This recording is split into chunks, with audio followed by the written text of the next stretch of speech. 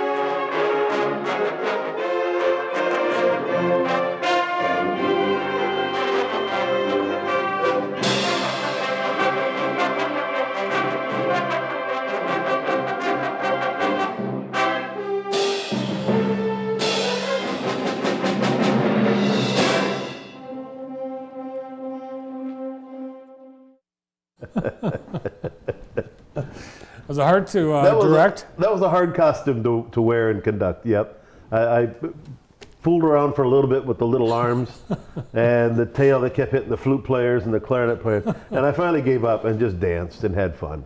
So. Well, that's one of the secrets of the concert. We don't know what Joel Shaner will be dressed as, or any of the student musicians. No. That's the fun of it. It is fun. It's a lot of it we're keeping a secret. We try to keep it a secret. Tape the windows down so people can't look in and see how we're practicing, and it'll be a lot of fun. And the whole community is welcome. Mm-hmm. Free attendance, so just come on out, enjoy the program. You do need to be there by 7 o'clock.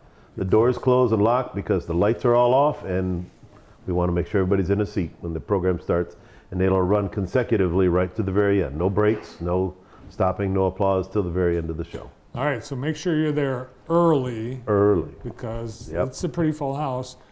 Yeah. And they start right on the dot at 7. And if you're not there, you're not there. We really want everybody to come out. It's a good program.